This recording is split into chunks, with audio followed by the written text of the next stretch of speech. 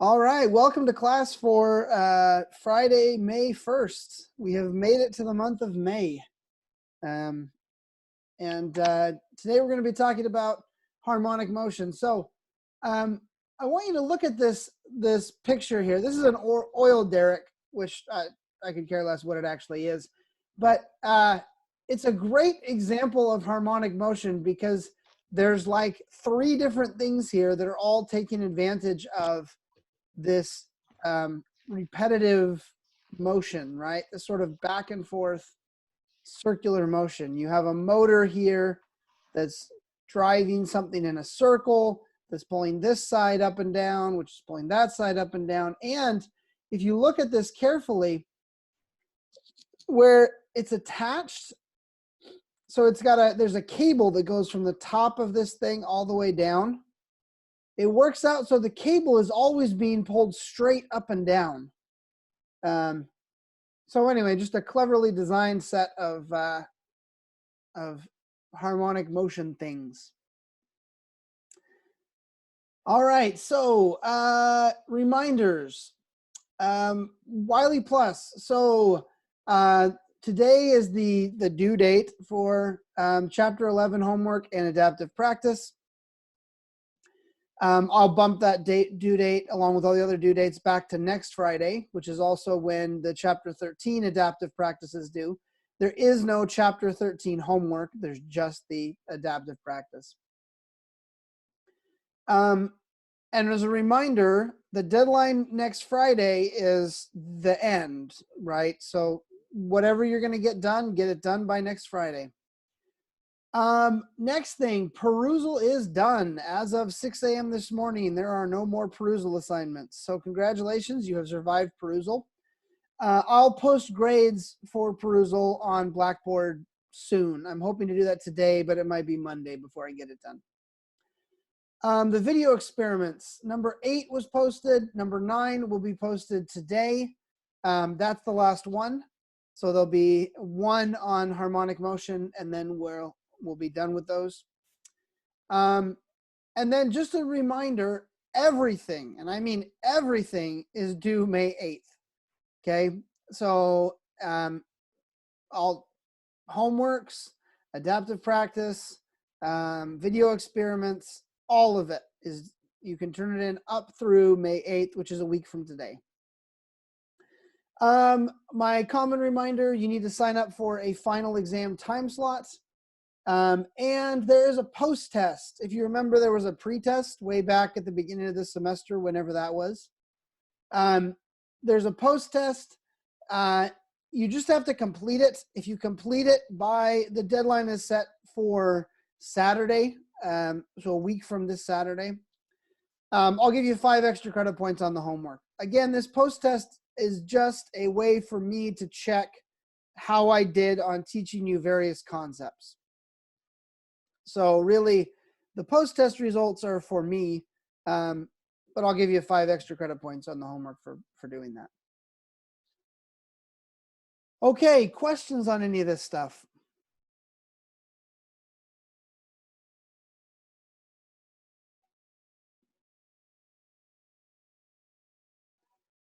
All right, let's jump into the actual physics. So here's your question. You read about harmonic motion. So let's suppose I have a mass on a spring, has a period of oscillation of 2 seconds. Which of these would not change the period to 1 second? Let me turn on the poll.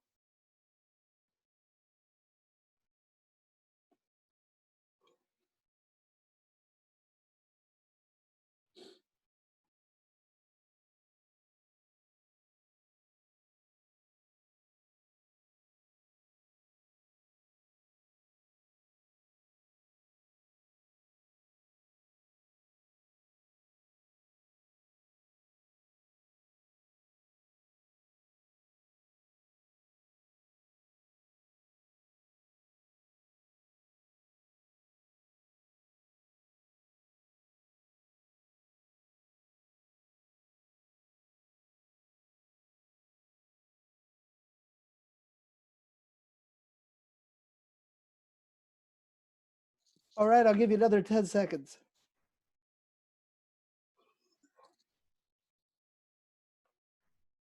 All right, going once, going twice.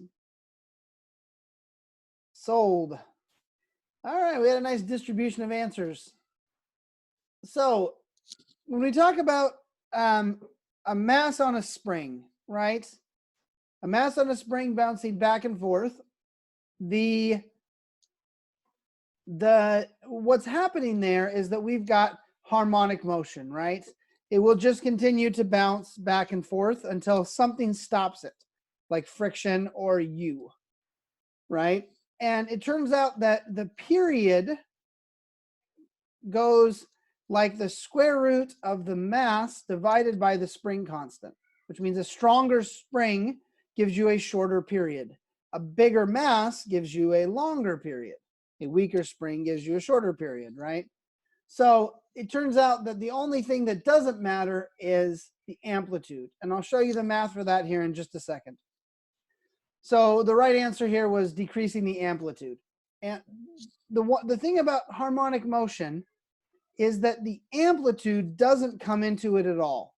The only thing that comes into this, well, the things that come into this are the mass and the spring constant, or if we're talking about a pendulum, the length of the pendulum and gravitational acceleration or what have you. But for harmonic motion, the amplitude doesn't matter.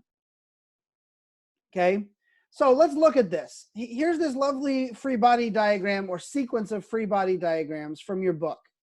And it's going through how harmonic motion, oh, excuse me, I gotta stop yawning. It goes through how harmonic motion works. So you pull the spring back, so here's your mass on a spring, right? We're assuming no friction here. So if you pull it back and let it go, right? It's at position x equals a. It has no velocity and it has a force from the spring going to the left.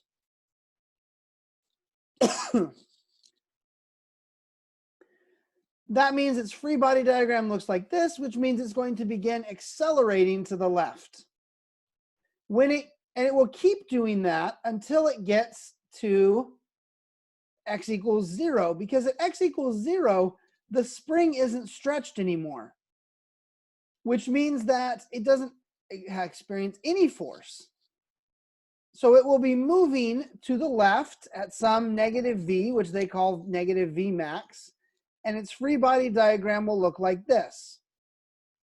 Okay, as soon as it passes that, as soon as it's moving to the left, it'll start compressing the spring, which means the spring will start pushing back to the right. And it will eventually stop it, right? It'll accelerate it to the right, which means the velocity to the left will decrease until it gets to 0.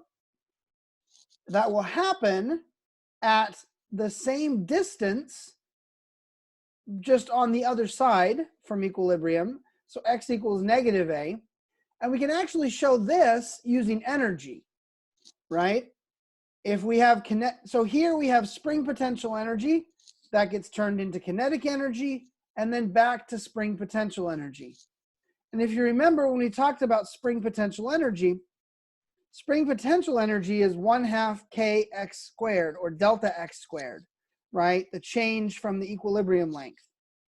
Which means that which means that you have the same energy in the spring stretching it a distance a as you do compressing it that same distance. Okay, and then the process repeats. Now it's not moving, the acceleration is going to the right, so it begins accelerating to the right. It comes back. When it's at equilibrium again, oh, these yawns are killing me.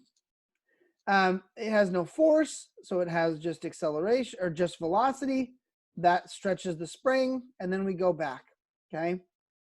So this is the idea behind harmonic motion. Harmonic motion is this process of a repetitive thing, right? This idea that you're bouncing back and forth. You have some physical process that's going to repeat itself. Okay. So that's the physical description. Now let me give you the math behind it. So let me close this thing and stop sharing and come down here. All right. So here's what we have. We've got a spring connected to some mass, right? And let's say that we've pulled the spring somewhere or compressed the spring somewhere, right? So here's the equilibrium point. There's x equals 0. So the left side is negative x and the right side is positive x, right? We know from studying springs earlier that the force applied by a spring is just negative kx, right? And because we only have one direction here, right? There's no friction. We don't have to worry about anything in the y. We can just say that the only force on there is just scalar version of that same equation. Okay, Newton's law says that the acceleration, and again, we're only in one dimension, so I'm not going to write the vectors, is just the sum of the forces, which we only have one, over the mass, which means it's negative kx over the mass, okay? Which, okay, fine, right? That means we can tell you, if you tell me where this guy is, I can tell you what his acceleration is, okay? So if his position is positive, his acceleration is going to be negative, because there's a negative sign here. If his position is negative, his acceleration is going to be positive, okay? Now here's the trick. How are acceleration and position related?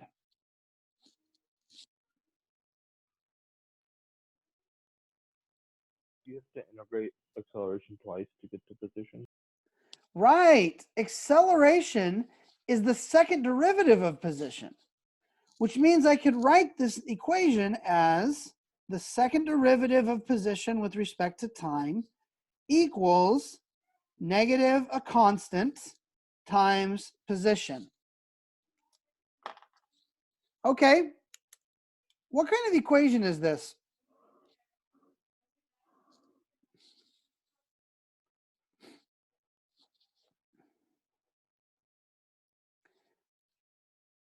How many unknowns do I have here?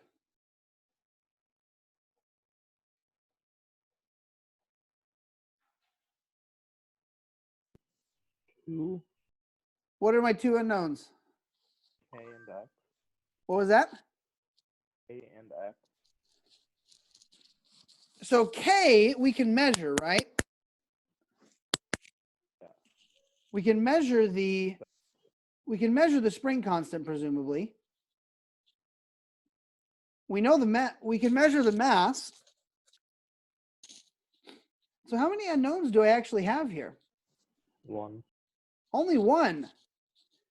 That should set an alarm off in your head, because your algebra teacher told you that if you have one equation and one unknown, you should be able to solve it, right? Now, here's the real trick to this. Your algebra teacher told you that assuming that your equations were algebraic, meaning that you didn't have things like integrals or derivatives in them. Now you've got only one unknown in this equation, but there's also a derivative. So this is what's called a differential equation. And that should sound familiar to you, because you all have to take a fun class at some point in your life called differential equations. Okay? Now, I'm not going to expect you to solve differential equations in this class. However, the fun thing about solving differential equations, the way you solve differential equations is you already know the solution. And you think I'm joking, but I'm not. That is how, when you take differential equations, you will learn that the way you solve differential equations is by guessing a solution and then fixing it to make it work. Okay. So here's what we need. We need a function whose second derivative is the same as itself, but negative. Can anybody think of a function that does that?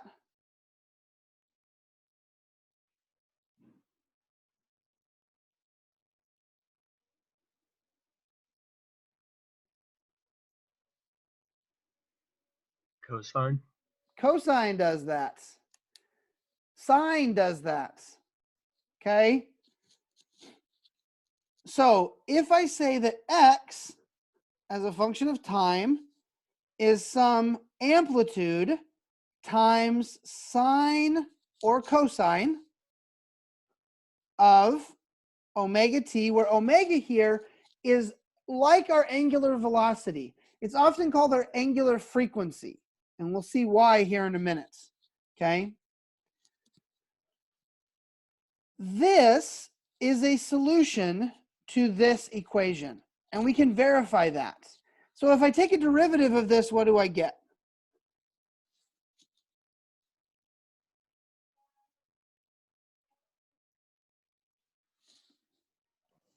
A cosine omega t. A cosine omega t times, and here's the trick. Remember, I have to chain rule this thing because I've got something inside the function. So it turns out I pick up an omega. Okay. So to rewrite that, I get A omega cosine omega t. All right, let's take another derivative. Take another derivative of this. I just get the derivative of cosine is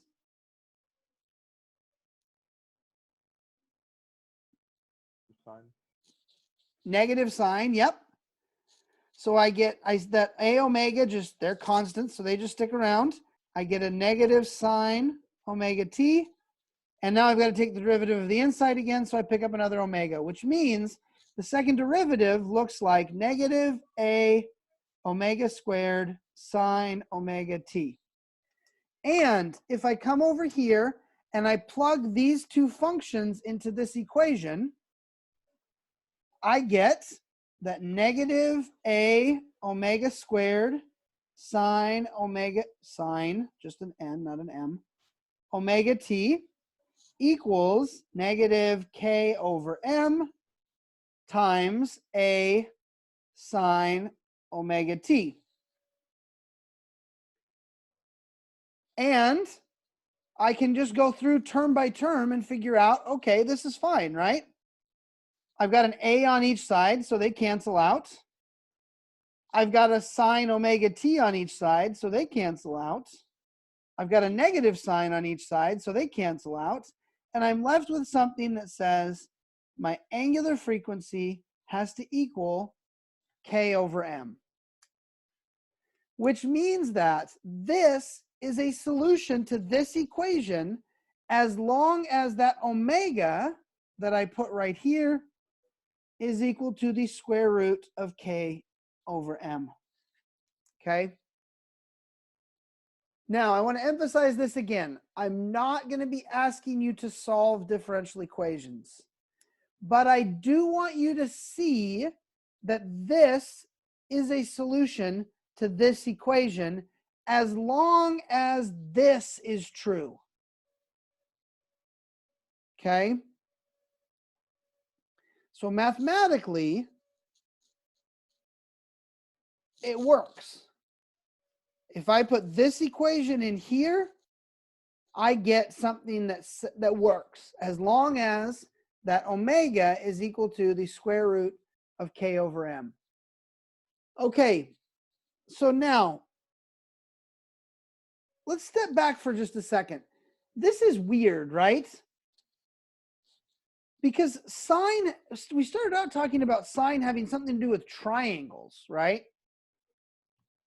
And now we're using sine as some kind of a function that tells you how things change in time, right? Which is just weird to me. Like, I mean, it makes sense, right? The math all works.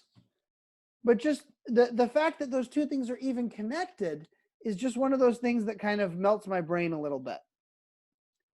Okay, so what does that mean? We stated this, right? That our angular frequency has to be equal to K over M. What are the units on this guy?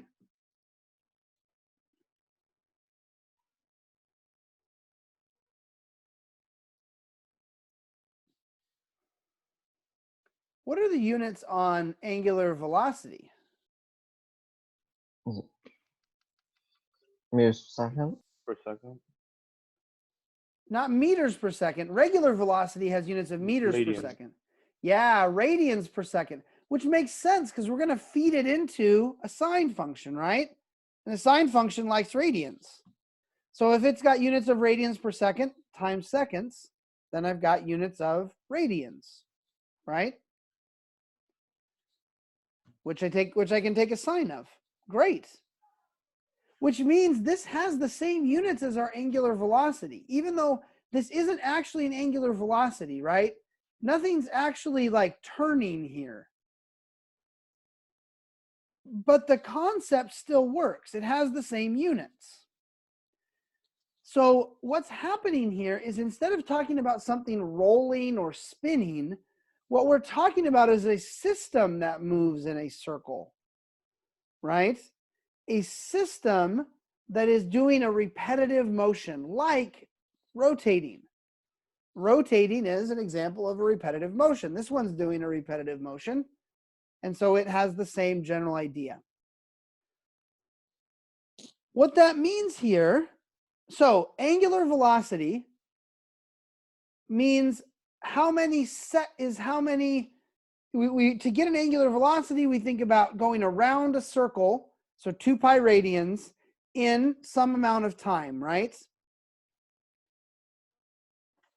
So what this is telling us is how long it takes to go around a circle, but the circle isn't actually a physical circle, it's a cycle, right?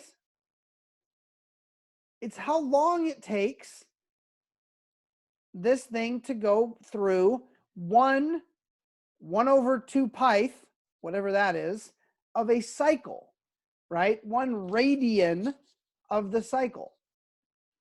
So what that means is we can change this into revolutions or cycles per second instead of talking about radians per second.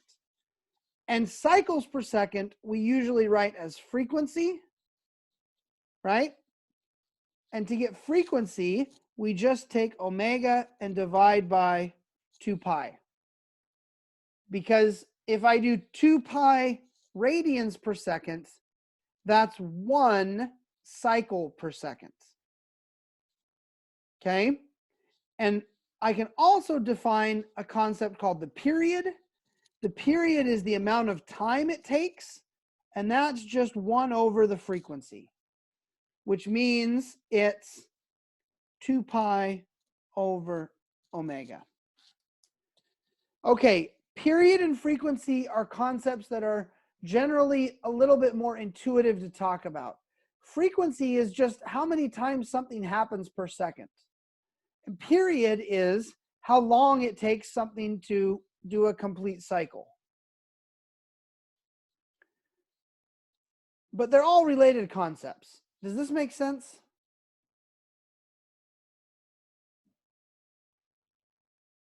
How are we feeling?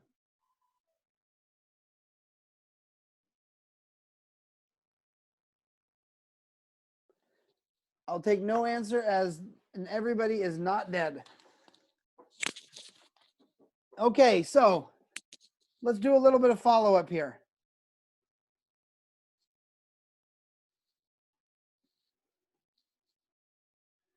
So here's your next question. Let me relaunch the poll. Can you see it? Yes. Yes. Yep. All right. So a mechanical pocket watch is essentially just a mass on a spring, right? It's actually a little more complicated than that. It's a mass on a lot of springs and gears and things, but it's basically just a mass on a spring. So over time, springs tend to stretch and their spring constants decrease. This would cause the oscillation frequency to increase, decrease, or it would have no effect.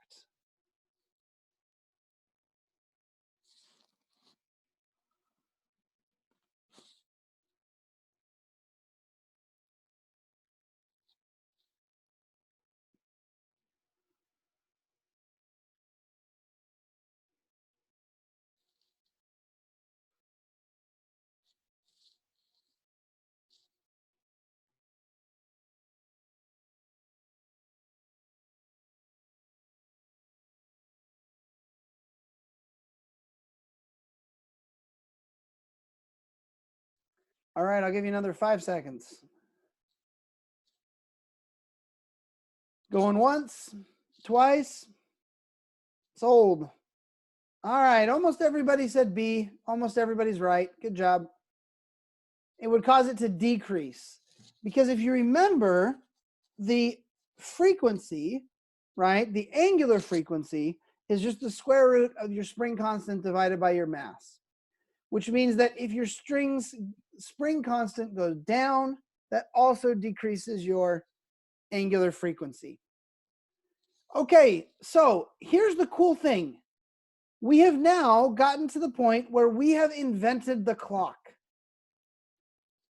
And you guys think, oh yeah, big deal, invented the clock. That turns out was a huge deal. In the 17th century, the British Navy offered a sum, the equivalent today of about $20 million to anyone who could figure out a way to measure time accurately on a boat. Okay. Now, this may seem ridiculous to you, but think about it. How would you measure time on a boat? You can't use sunset and sunrise because you're moving, right? And if you move to the west a long ways, that changes what time the sun rises.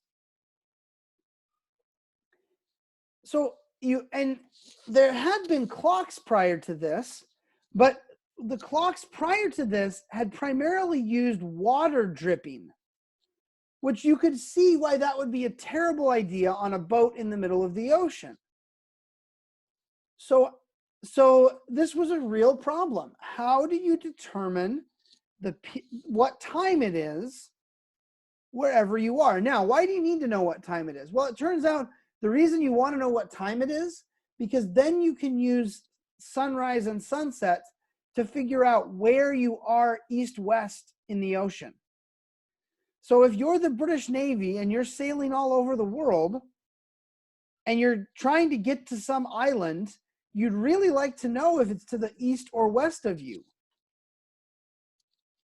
But to do that, you need to know what time it is.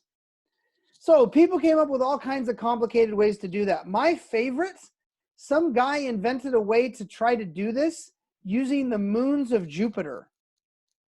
Okay. So Jupiter has 4 large moons. It has like a billion moons, but excuse me. Jupiter has 4 large moons, and they actually invented a way to watch the moons and use those to keep time, because you could predict when each moon would go behind Jupiter. And so when the moons disappeared, that was a way to keep track of time. Now, the problem is you need clear skies and you need a good view of Jupiter, which Jupiter, right, because the Earth goes around the sun, half the year you can't see Jupiter at nighttime. So not the most reliable way. People came up with all kinds of crazy ways to try to do this. The guy who eventually won the prize basically invented the pocket watch. That's how he did it. He invented a way to use springs on masses to accurately keep time and got fabulously rich as a consequence of it. So this basically allowed us to invent a clock. Let's take a closer look at this, okay?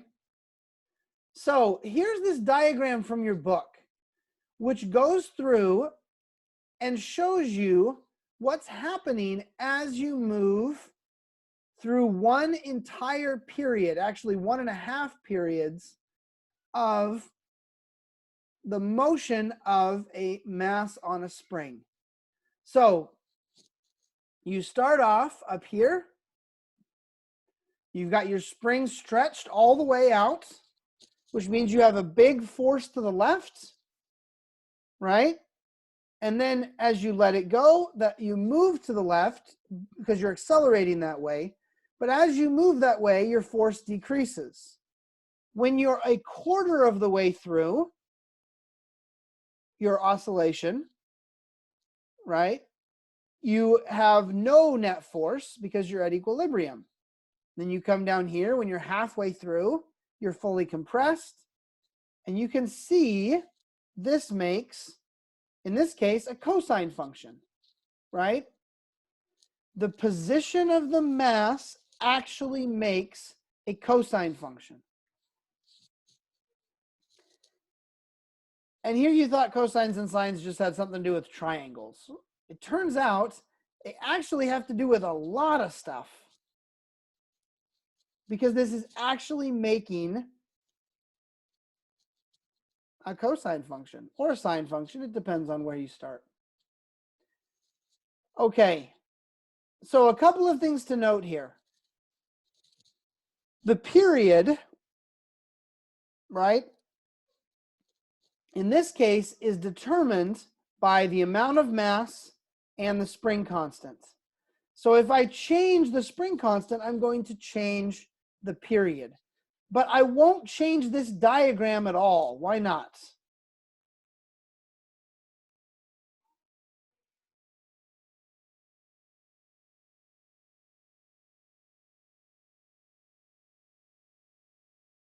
Why won't it change the diagram if I change the spring constant or the mass? When you say diagram, you mean like the cosine shape? Yeah, well, I mean the cosine shape, I mean this idea that at 1/4 of the period, it'll be back at equilibrium. At half the period, it'll be all the way compressed. So if we change the spring constant, why will it not? Yeah. Those are just like facts of a period. It doesn't matter what numbers you put in; those will still hold. Right. So here's the cool thing, right? No matter what the period is, at half of a period, you'll always be down here. And at 1/4 of a period, you'll always be right there. And at 3/4, you'll always be right here. And at 1 period, you'll always be back to where you started. Wouldn't just the amplitude change? Ah, that's my next question. What happens if we change the amplitude? What happens if we don't pull this thing quite as far? We only pull it to here instead of pulling it all the way out to here. It should still look the same, just smaller. Right. It won't change the shape of this thing. It'll just change how far out it goes. And it won't change any of this stuff, right? If I started off at half of the amplitude, when I get to 1/4 of the period, I'll still be back at equilibrium. And when I get to half the period, I'll still be at the furthest negative distance I ever get. And when I'm at 3/4, I'll still be back at equilibrium. Okay? So harmonic motion has a couple of features. And one is that it doesn't care about the amplitude. It doesn't care how far you make things move. Okay? Which is kind of crazy. All right. So let's talk a little more about this thing. Let me stop sharing. All right. So I've got some mass on a spring.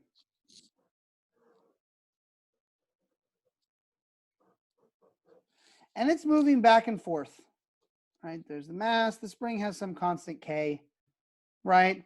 I know that my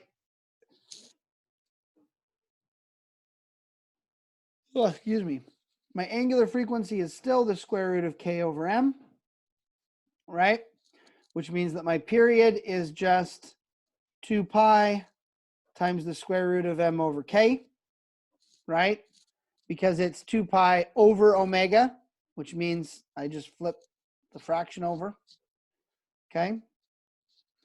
And it means that I can write my position as a function of time as some amplitude times cosine omega t. Okay. What happens if I change A?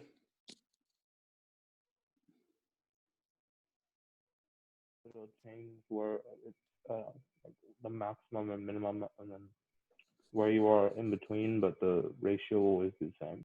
Right. So let's play with this. Let's come over here. And let me, let's see, where'd my window go?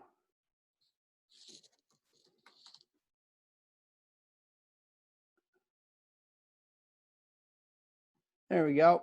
All right. I can come over here and we'll bring up Desmos. And we'll plot the thing, right? So our position is going to be equal to some constant times cosine of omega. We'll just call it WT, right? Now here's the cool thing. I can add sliders for this thing. And I'm actually going to make this Y so that it does it the way I want it to. Okay? So changing A just makes it bigger or smaller, right? If I make A big, it does a bigger thing.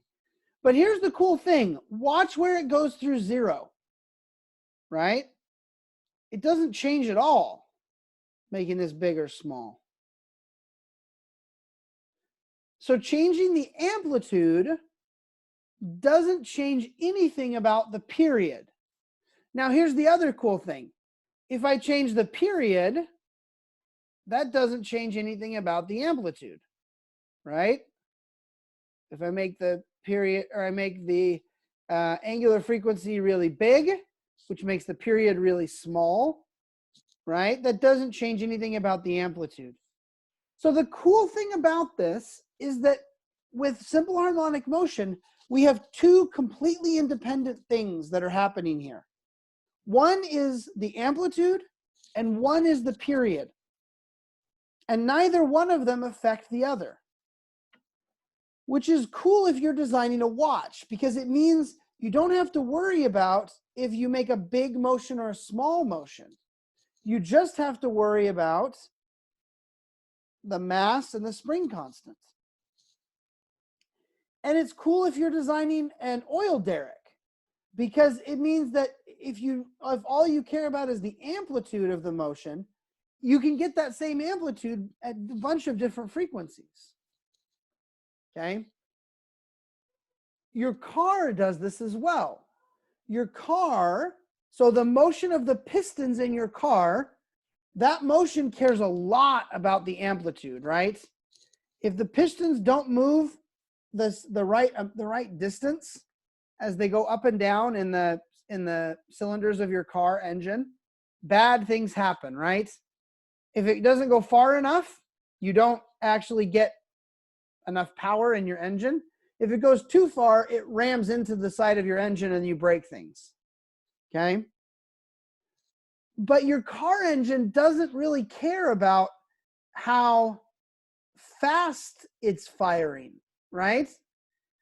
Your car engine is perfectly fine doing 1,000 cycles per minute, or 2,000 cycles per minute or 5,000 cycles per minute. At some point, it's going too fast and it'll cause problems.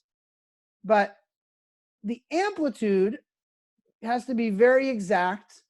The period can change, right?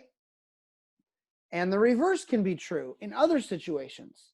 Some situations, like for example, if you have a mechanical watch or clock, the period matters a lot, but it doesn't actually matter how much the thing's moving, right? It just matters that the period of motion is very exact.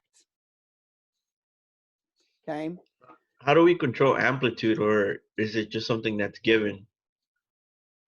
So give me an example of a physical system where you'd want to control the amplitude.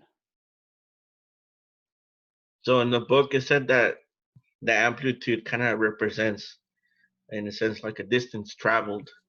Right. So for example, we talked about let's go back to our mass on a spring, right? We control the amplitude by pulling the spring back further, right? If we start the spring off further from equilibrium, that will give us a bigger amplitude, okay? If we start the spring off if we change the mass or the spring constant, that will change our frequency. Okay, so those two things are related. This idea, but the cool thing is that mathematically they're independent of each other. So we end up with this lovely harmonic motion. Okay, let's do an example here. Let me come back and share my screen.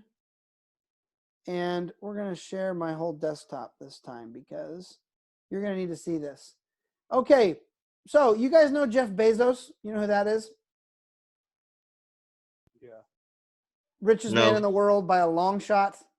Actually, I read a thing the other day that Jeff Bezos is now the richest man in the world by like a factor of 2, because basically Amazon has continued making money like crazy, but everything else has tanked. So Jeff Bezos, when you have that much money, you can just kind of do stuff, right? And one of Jeff Bezos' little hobbies is something called the Long Now Foundation, okay? And they are dedicated to thinking about things on very long time scales. So they are trying to make a clock that will tell time accurately for 10,000 years. Okay? Think about that. 10,000 years ago, you hadn't built the pyramids in Egypt yet. 10,000 years ago was a really long time. I mean, 10,000 years ago is like the dawn of agriculture. Like that was it. And they want to build a clock that will keep time accurately for 10,000 years. So if you're going to build a clock to keep time accurately for 10,000 years, where do you put it? And the answer is right there. Anybody have any idea where right there is?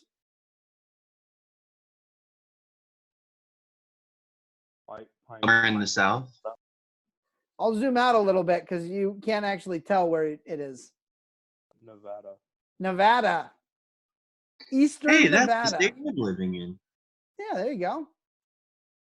So they have they bought a mountaintop in Eastern Nevada. Okay, let me show you why they would do that. Let's zoom out a little bit. What is here?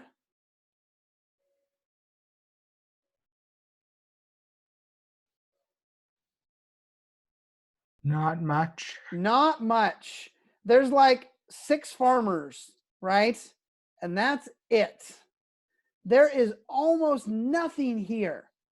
And so they want to put the clock here because that way nobody messes with it, right? If you put it far away from people, it's unlikely that somebody's going to wake up one morning and decide they want to build an apartment building there and they need to knock down your clock, right?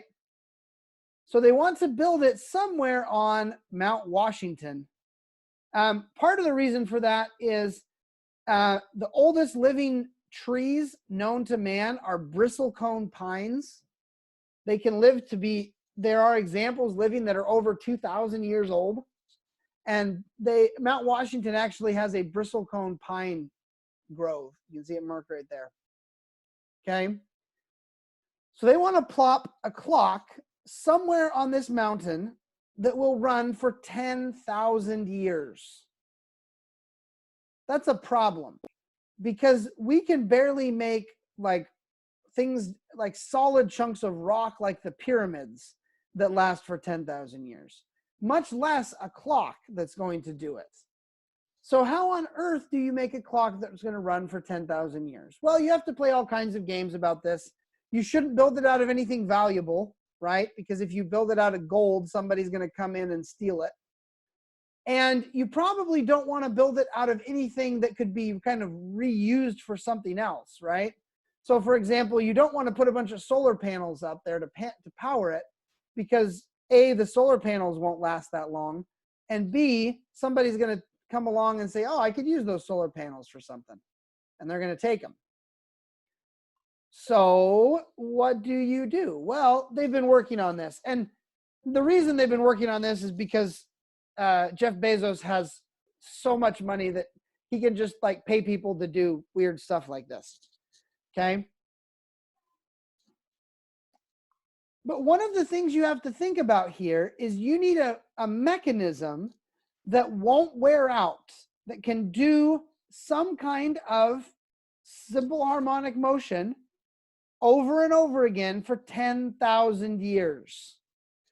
And if you do the back of the envelope calculation, if you take two pieces of stainless steel and just like roll a piece of stainless steel on another one back and forth once a minute for 10,000 years, you will completely disintegrate the steel. You will rub the steel down to nothing. Okay? So you have to figure out how to build a clock. Good luck. Right? So here's why I'm showing you this, because this is a fun physics problem. So the clock of the long now is a proposed clock for keeping time for at least 10,000 years to be built on a mountaintop in Nevada.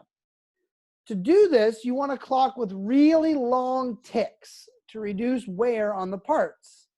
So what I want you guys to do, take a minute, and I want you to design a simple harmonic oscillator with a period of 1 day, which for reference is 86,400 seconds.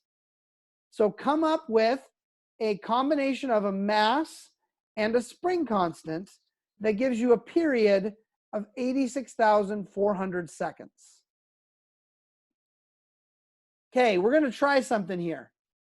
I am going to try to put you guys into breakout rooms. Has anybody used the breakout rooms? No. All right, we're going to give this a whirl. So the way this should work, if I do this right, is that in just a second, you're going to end up in a room, in a separate Zoom chat room with several other people, okay? All right, so. Are you going to repost the question? Oh, I should do that. Hold on one second. Let me put a link to the presentation in the chat.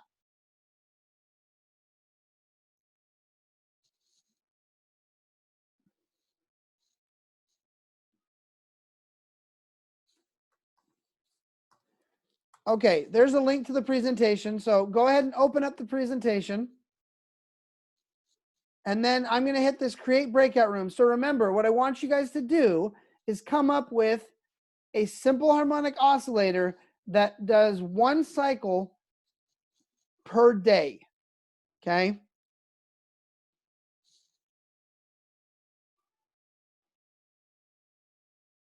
All right, here we go.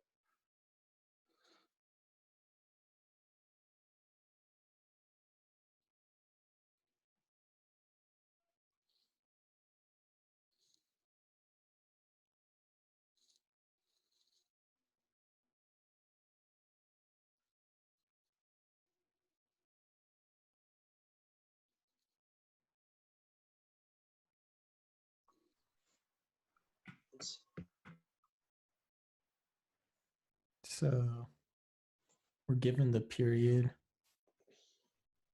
And we just find like the frequency and then the angular velocity, then just plug stuff in for K and M. Yeah, I think we have to make an assumption to get that period for K and M.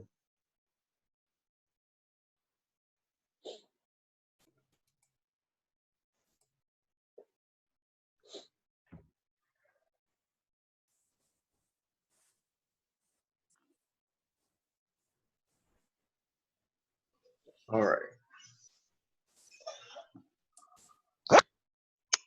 So, let's hold up. First things first. How am I going to do this? Okay.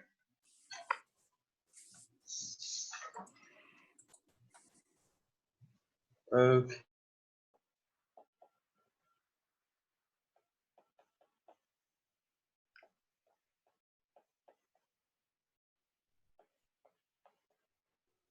Okay, how we doing?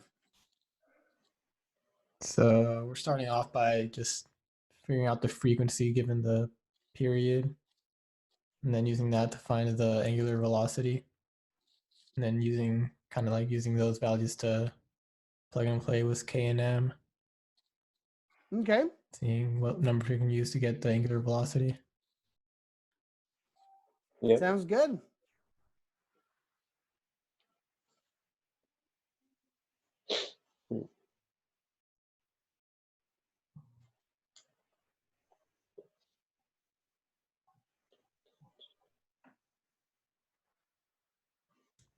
So when you get to the end of this, what I want is a angular. What I want is a K and an M, right? So I want to know a spring constant and a mass that would work to do this. Alrighty.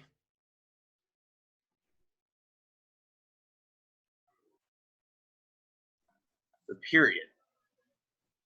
Okay. No, I think it's the amplitude. No, the amplitude doesn't matter. It's you have to find the frequency. The period has to do with the frequency. The amplitude is just how far it goes. So you can make a short one with a small spring constant, and then you can make a longer one that goes faster. But so the amplitude doesn't matter because they're completely independent.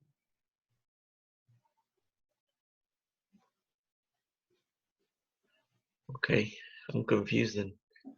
So here's the form. Hold up. Let me find some markers. The Can you markers can might you- be better than pens. So I started by drawing like the cosine wave, and I'm trying to figure out which part of the cosine wave is like the fixed portion of it. Mm-hmm. So here are the equations for harmonic motion. I'm just giving these to you because these are going to come up a lot in physics. Pretty much, so they used to have the upper division part of this class.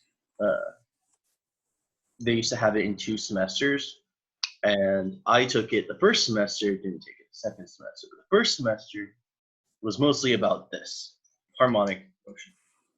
So we have x of t is equal to a wait, A sine omega t, right? I'm going to just jump in and interrupt for 1 second. What I want to be clear, what I want at the end of this is I want a K, a spring constant, and an M, a mass that would work for this, right? That would give you a period of 1 day, okay? So I'm going to be jumping back and forth between rooms, but that's what I want at the end of this. Alrighty. Cool.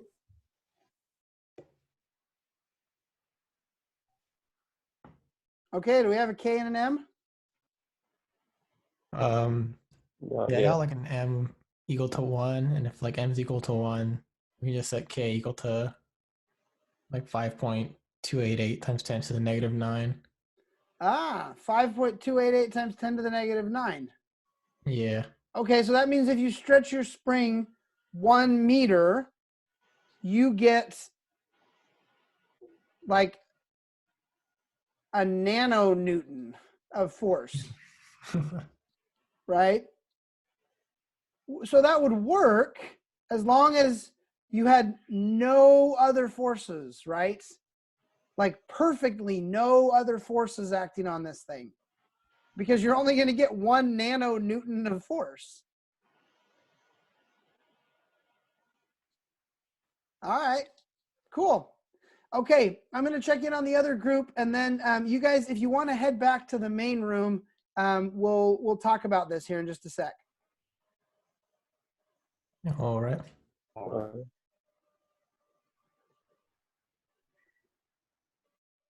This because I get this messed up every now and then, and I'm not proud of it, but it's something that it's okay to be confused because physics is confusing. All right, so how are we doing? We're doing the conservation of energy method. Okay, but hold on. We just need a period, right? We need a period, we need a spring constant, and a mass. Yes. Dr. So- Johnson, can I ask? What was that? So I started with manipulating the equation, which is t over 2 pi equals the square root of m over k. Yep. And then I basically made it, so m over k has to equal 86,400, right? There should be a squared and a 2 pi squared in there too, right? Yeah. Yeah, because let's see here. I don't know. Well, here, let me. Couldn't you divide it by 2 pi first? Yeah. So let's write it out. All right. So we know that the period, right? You're talking about this, right? Yeah, I would say. Yeah. So we just took the angular frequency, right, and we related it to the period, and that just involves flipping over. Right?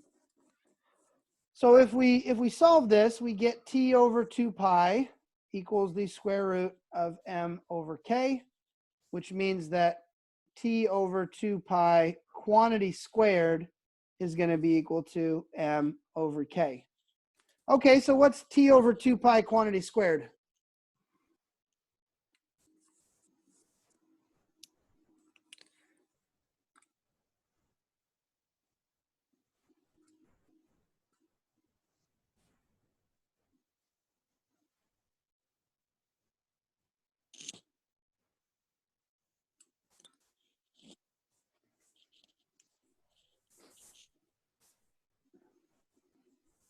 Would it be omega squared? No. I mean, well, yes, it Yeah. is, but what's the number? I got a 86,000, Yeah. or no, Go ahead. Somebody had it.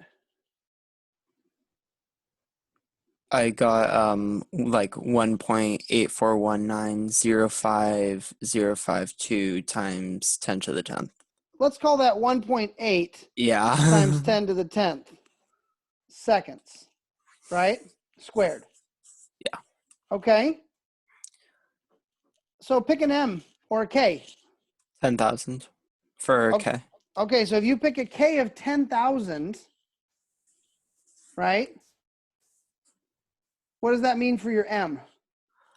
Well, it'd be larger than 10,000 then, because to figure out M, you'd multiply K by the period. So So we give would me- get 1.8 times 10 to the 14th kilograms. yeah. Okay, so that'll work, right? That's a mountain. So you could have the whole mountain move back and forth, right? You're going to need some good bearings for that.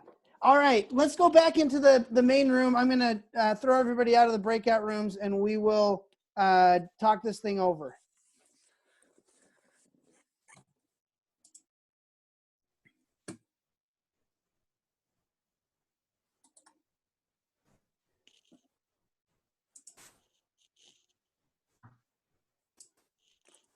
Okay, is everybody back?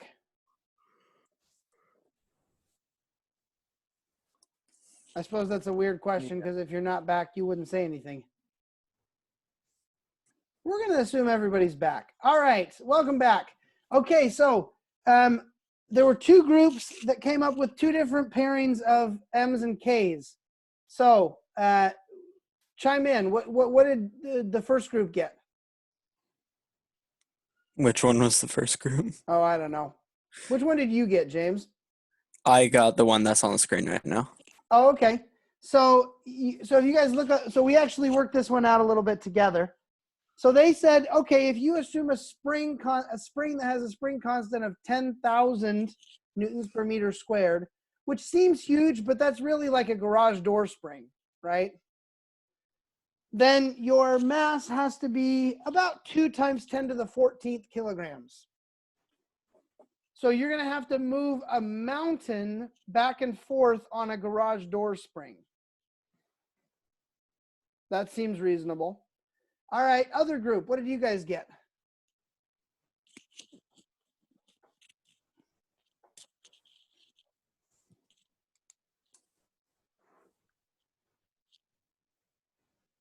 We got a mass equal to 1 and then a K of 5.28 times 10 to the negative 9. 5.28 times 10 to the negative 9 newtons per meter. Okay, so that's equally terrible because now you've got a reasonable mass, right? But if you stretch your spring 1 meter, you have to have a spring that produces 5 nanonewtons of force, right? To give you an idea, that is roughly the equivalent of an air molecule hitting your skin. So, it's going to be rough. Going to be rough to hold that, to get that thing to work. So, if you're building this clock, what's the takeaway message here? Good luck. Between that. Good luck. Sorry, somebody said something else.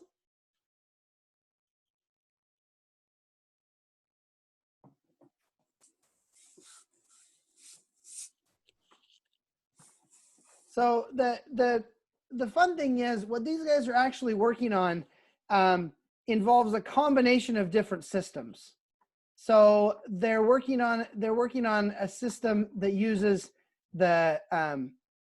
uses sunlight, right? Because the amount of time in a day is fixed, pretty close to anyway. It uses a combination of sunlight, but some days the sun's not going to shine.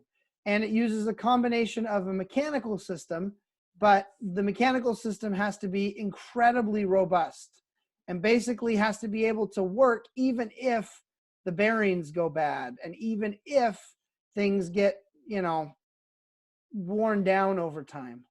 So anyway, I don't know if they're ever actually going to build this thing. They started talking about building it about 10 years ago.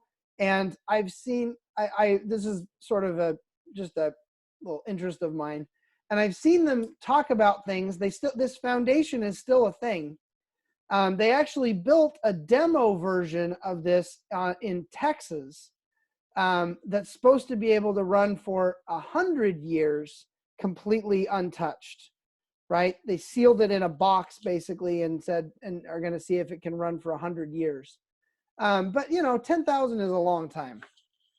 10,000 years is a really, really long time. Okay, so what's the point here?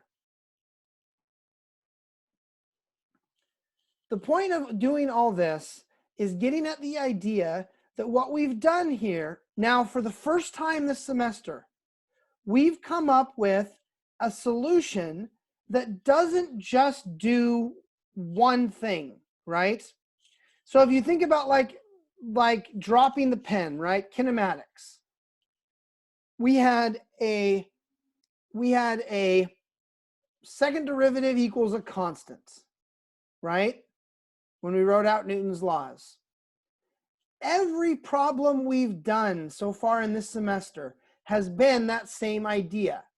Our acceleration or our forces were constants. Now, for the first time, we've asked what happens if our acceleration isn't constant? What happens if our acceleration depends on position? And what I've shown you is that you can still solve those equations. Okay, and it turns out that harmonic motion ends up popping up everywhere. Just like I showed you at the beginning of class with that oil derrick that had 3 different types of harmonic motion, all happening at the same time. Harmonic motion happens everywhere. This is the basis for how waves work. It's the basis for the sound that you're hearing from me right now. It's the basis for how every timepiece in the world works. It's the basis for how you do vibration studies. So those of you that are going to be mechanical or maybe even mechatronic engineers are interested in vibrations, right? Because if anybody ever been in a car that was not very good, that rattled like crazy at some speed? Yes. Yes. So I used to have this great Kia Spectra. It was a 2005 Kia Spectra. And it had this fantastic feature that if you drove it in 3rd gear at about 45 miles an hour, the rear view mirror would just about explode. I mean, it would go nuts. You could visibly see it like bobbing around. Okay? That's harmonic motion. It's just a lot of harmonic motion all stuck together because the engine is vibrating the chassis at some frequency, and the chassis is vibrating the sides of the car, and the sides of the car are vibrating the windshield, and the windshield's vibrating the rear view mirror. And somehow we ended up with some magical effect that ended up with a really big amplitude motion on the rear view mirror of my poor little Kia Spectra. Okay? That happens all over the place. These oscillations are everywhere. So we will talk a little bit more about this on Monday, and we'll have a video lab on this today that'll get posted. But unfortunately, we just don't have the time to do this the justice it deserves. However, if you're going to take a dynamics class, or if you decide to come be physics majors and come take my upper division physics class, mechanics class, you will do this like crazy. You'll do it again if you have to take 204C. You'll see this over and over again, but I want you to get a feel for what this means, that we've now sort of like crossed a line, whereas before we were just solving constant force problems. Now we can solve forces that vary with position. Okay, with that, I'll go ahead and turn the recording off. Oh, any questions before I turn the recording off?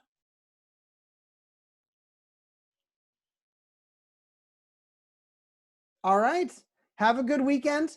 Get outside at least a little bit. It's a beautiful weekend. Get some sunshine. It'll do you good. And I'll see you guys on Monday.